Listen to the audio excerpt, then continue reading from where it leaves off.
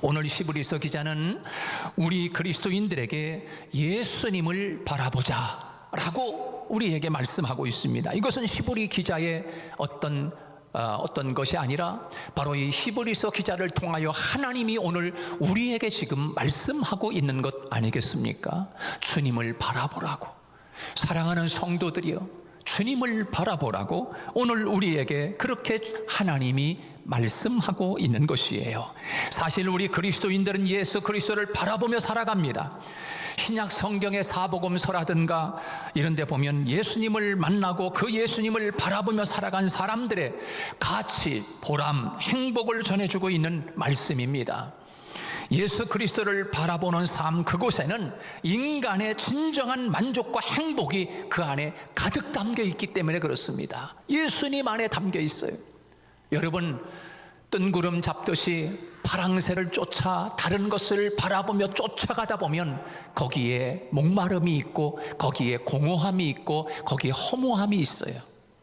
그러나 예수 그리스도 안에는 그 모든 것들이 감춰져 있다는 사실을 우리는 모르고 있을 수 있습니다. 그래서 천국은 마치 밭에 감추인 보화와 같다라고 말씀해. 천국이 뭡니까? 예수 그리스도가 천국인 줄 믿으시기 바랍니다. 천국이 왔느니라 세례 요한이 외쳤어요. 회개하라, 천국이 가까이 왔느니라. 예수님이 태어나기 직전에 광야에서 외치던 소리가 바로 그겁니다. 천국이 왔느니라. 누가? 예수님이 왔느니라. 예수 그리스도 안에 모든 보화가 감춰져 있는 거예요. 모든 보화가 감춰져 있는 거예요.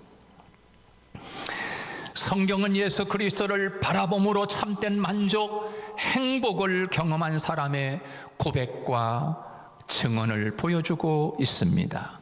예수를 바라본 사람들의 삶의 내용과 고백이 성경 아닙니까?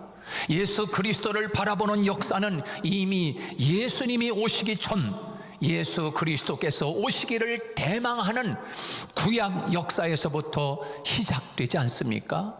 그래서 메시아를 기다리는 거예요.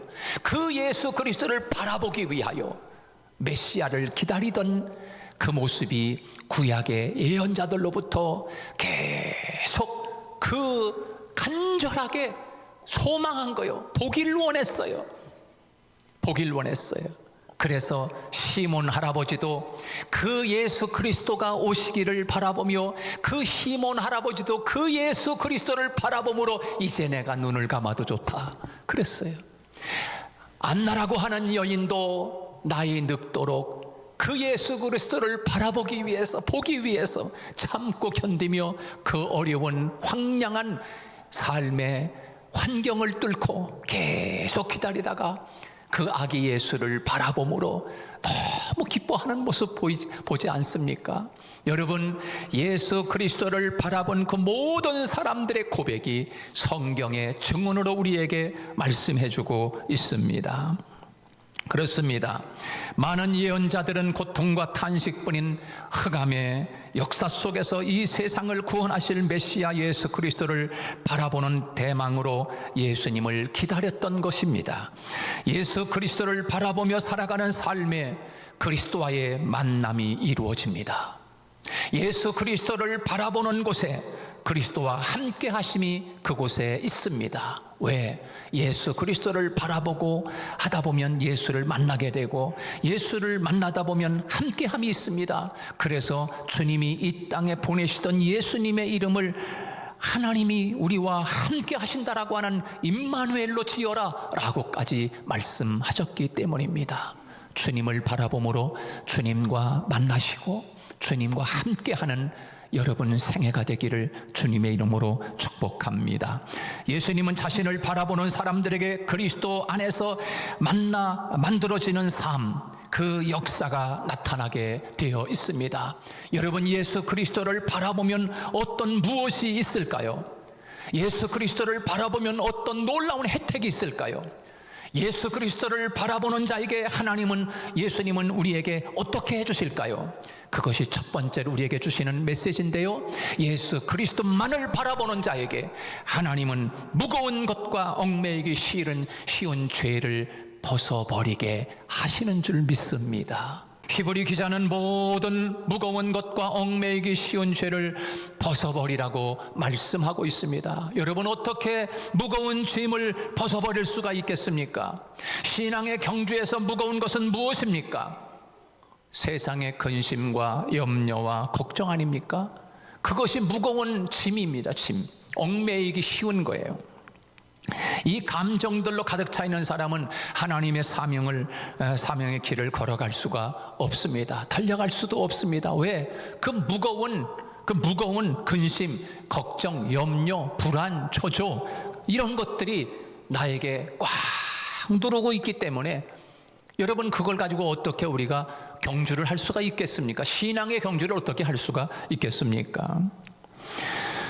예수님께서도 너희 중에 누가 염려함으로 그 키를 한 자나 더 할 수 있느냐, 그렇게 말씀했어요. 염려한다고 그 키를 한 자나 더 할 수 있느냐. 키라고 하는 것은 이 생명의 길이를 말합니다. 너희들이 누가 염려한다고 해서 자신의 생명을 마음대로 연장시킬 수 있겠느냐라고 하는 것이에요. 그렇습니다. 걱정과 염려를 통해서 문제가 해결되지 않습니다. 내가 근심하고 걱정하고 염려하는 그 무거운 짐들을 가지고 있다고 해서 그 모든 생명을 더 연장시키고 더 오래 사는 방법이 염려한다고 되느냐? 안 된다는 거예요. 오히려 내 영혼의 짐이 되고 독이 될 뿐이지요. 사도 바울은 세상 근심은 사망을 이루는 것이라고 그렇게 말씀하고 있습니다. 근심의 결과는 사망입니다. 신앙의 경주자인 우리는 인생의 염려를, 인생의 짐을 주님께 맡겨야 합니다. 그래서 베드로 사도는 환난과 박해 가운데 있는 성도들을 향하여 하나님께서 그를 통하여 이렇게 권면하고 있습니다. 너희 염려를 다 주께 맡겨버리라. 이는 그가 너희를 돌보심이라 라고 말씀하고 있습니다. 또 신앙의 경주자는 얽매이기 쉬운 죄를 벗어버려야 합니다. 죄는 우리의 마음과 영혼을 얽매이게 만들어 버립니다. 그리고 성경은 죄를 품지 말고 회개하라고 그렇게 말씀하고 있지요. 왜 그렇습니까? 바로 이 죄라고 하는 것은 아주 중독성이 있고 매임을 당하게 만들기 때문에 그렇습니다. 나를 꽉 매이고 있고 나를 붙잡고 있다고 하면 내가 어떻게 앞으로 갈 수가 있겠습니까? 그 죄라고 하는 그것이, 과거의 그 죄라고 하는 그것이 나를 붙잡고 있다고 하면, 얽매이게 나를 붙잡고 있다고 하면 내가 어떻게 여러분 앞을 향해서 나아갈 수가 있겠습니까? 어떻게 하나님을 만날 수가 있겠습니까? 여러분, 부둣가의 배를 보십시오. 부둣가에 정박해 놓은 그 배를 보면 묶여있는 배 아닙니까? 밧줄로다가, 큰 쇠줄로다가 엄청난 큰 배도 딱 묶어가지고서 이 말뚝에다가 탁 해가지고서 그냥 딱 묶어 놓으면 이 배는 움직이지도 않습니다. 여러분, 묶여있는 배를 향해서 여러분 아무리 노를 저어 보십시오. 얽매여 있기 때문에 이 배는 앞으로 가지 못하는 것입니다. 이거를 끊어야 망망대해를 향해서 힘차게 배가 앞으로 전진하는 것 아니겠습니까? 묶여있는 동안에는 결코 이 배는 항해할 수 없다는 사실이에요.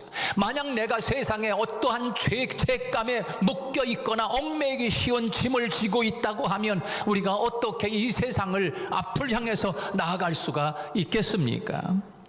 죄의 줄을 끊어야 하나님과 깊은 교제가 이루어지고 우리의 앞을 향해 전진할 수 있기 때문입니다.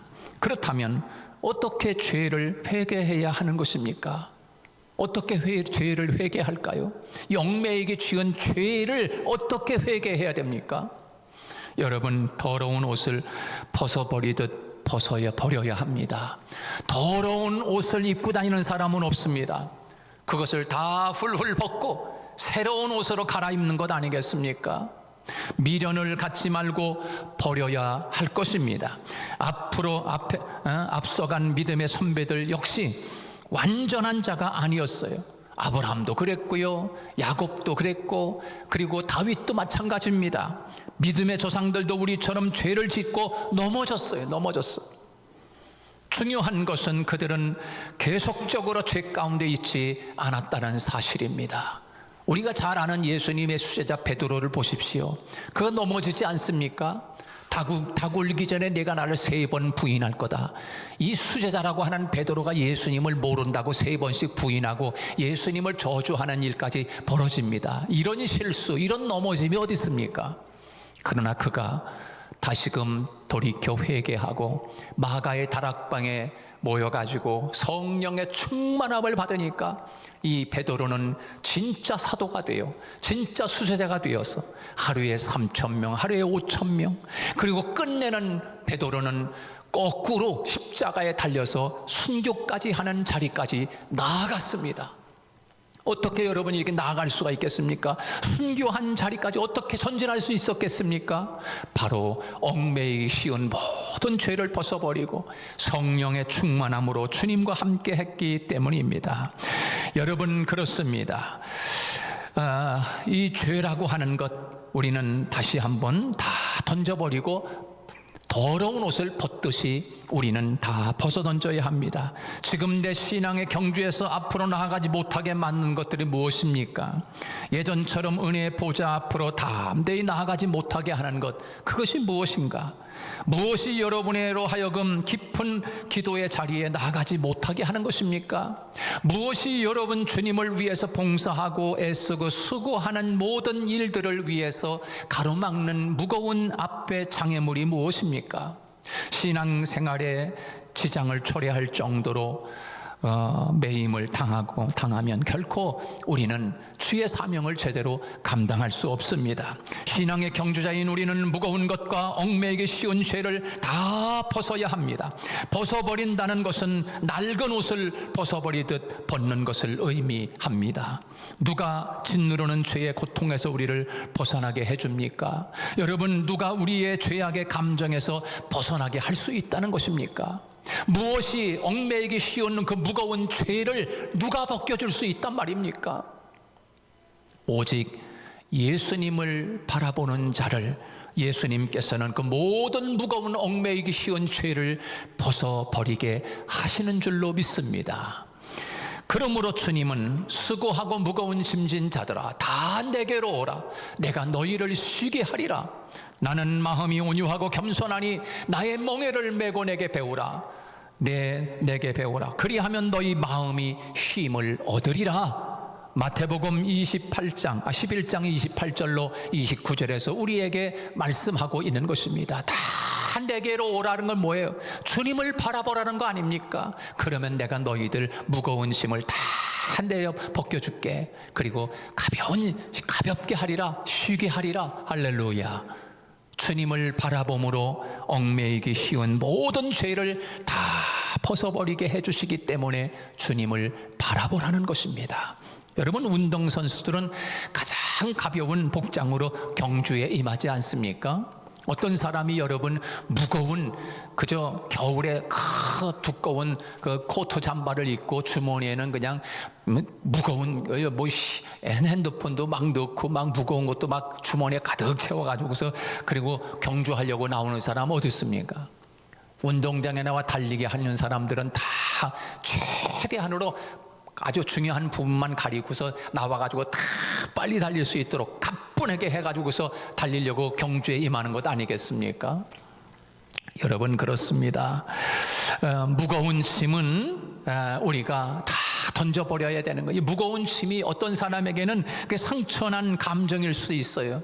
그리고 교만과 불신앙일 수 있고요. 어떤 사람에게는 실패의 좌절감일 수 있고, 어떤 사람은 상실감이나 그 어떤 이런 무거운 그런 어떤 좌절감, 그리고 죄책감, 여러 가지 그런 것들일 수 있어요. 그리고 마음의 이기심이나 정욕, 아집, 미움, 시기, 질투, 어떤 잘못된 습성들, 무가치한 생활, 이런 것들이 우리의 무거운 하나님 앞으로 항해하지 못하게 하는, 신앙 경주를 못하게 하는 무거운 짐일 수 있다는 사실입니다. 이러한 모든 요소는 죄의 속성들 아닙니까? 예수 그리스도를 바라보는 사람들에게 그리스도는 이러한 모든 것을 벗어버리도록 하시기 때문에 예수님만 바라보라고 말씀하고 있는 것입니다. 우리는 우리를 얽매이는 죄로 인하여 만들어진 가치 없고 잘못된 무거운 짐에서 벗어나야 합니다. 예수 그리스도는 그를 바라보는 자들에게 이러한 모든 것에서 벗어나도록 하시기 때문입니다. 왜 여러분 예수님만 바라보라고 말씀하고 있는 것입니까? 바로 믿음 안에서 인내하며 경주하는 삶을 살게 하시기 때문입니다. 인내, 따라서 인내하시기 때문에 주님 바라보라는 거예요. 여러분, 때로는 우리가 인내하지 못하고 넘어질 때 많잖아요. 어떤 때는 내가 참지 못하고 견디지 못하고 포기할 때 많잖아요. 내가 정말 좋은 생각을 하고 좋은 마음을 굳건하게 먹고 앞을 향해 전진해 가다가 어떤 때는 큰 장애물을 만나고 어떤 때는 큰 어려움을 만났을 때 이거를 잘 참고 견디며 끝까지 가야 되는데 그만 참지 못하고 인내하지 못해서 중간에 포기할 때가 많잖아요. 주저앉을 때가 많잖아요. 그런데 주님을 바라보면 그런 장애물을 만나도 주님을 바라보면 앞을 향해 인생을 살아가다가 때로는 그런 장애물, 이런 장애물, 어려움, 풍랑, 환난 이런 어려움들을 만날지라도 주님 바라보면 잘 견디며 전진할 수 있다는 거예요. 그래서 주님을 바라보라는 것입니다. 그래서 히브리서 기자는 인내로서 우리 앞에 당한 경주를 경주하라라고 말씀해주고 있습니다. 여러분, 우리 앞에 당한 경주는 지금 현재 경주에 임하고 있다라고 하는 뜻입니다. 과거에 달렸다는 의미도 아니고 미래에 달릴 거라고 하는 의미도 아닙니다. 바로 지금 달린다는 뜻입니다. 옛날에 나는 신앙생활을 잘했다거나 앞으로 신앙생활을 잘할 것이라고 하는 것, 그것도 아닙니다. 지금 바로 신앙생활을 잘하게 한다는 것입니다. 어떻게? 누구에게? 예수님을 바라보는 사람에게. 예전에는 은혜 가운데 있었는데 지금은 그렇지 못하다는 것이 아닙니다. 앞으로 은혜 가운데 살겠다는 것도 아니요, 지금 바로 현재 은혜의 생활로 살아가게 한다. 누구에게? 주님을 지금 바라보는 사람에게 말입니다. 그래서 예수 그리스도를 바라보는 것입니다. 오직 예수님만을 바라보는 자에게 믿음의 경주의 삶을 계속 지속하게 하시는 것이에요. 누가 우리의 삶을 흔들림 없이 붙들어 줍니까? 바로 예수님인 것이에요. 그래서 예수님을 바라보라는 거예요. 오직 예수님만이 우리를 믿음 안에서 살아가도록 꼭 붙잡아 주기 때문에 그렇습니다. 신앙의 삶은 운동선수와 같이 경주하는 그런 생애입니다. 그러므로 지금 우리 앞에 당한 경주에서 인내로서 힘껏 달려야 하는 것 아니겠습니까? 그 나폴레옹이 당시에 그 마린고 그 전투가 있었는데 너무나 적개심이 너무나 강하기 때문에 이 나폴레옹이 자기 나폴레옹 군대를 이끌고 계속 전진하다가는 큰 어려움을 겪고 대패할 그런 판단이 쓴 거예요. 그러니까 이 나폴레옹이 옆에 병사에게 야, 전진하는 북 치지 말고 이제 안 되겠다, 후퇴하는 북을 쳐라야 안 되겠다, 이대로 갔다 우리 병사들 다 죽이고 말겠다. 그래서 옆에 있는 병사, 전쟁에 북치는 병사에게 야, 후퇴하라고 하는 북을 쳐. 그런데 이 병사가 계속 후퇴하라고 하는 북을 치는 게 아니라 계속 전진하라고 하는 북을 치고 있는 거예요. 그러니까 이 나폴레옹의 군대가 계속 전진하라고 하는 북소리를 듣고서 계속 전진한 거야.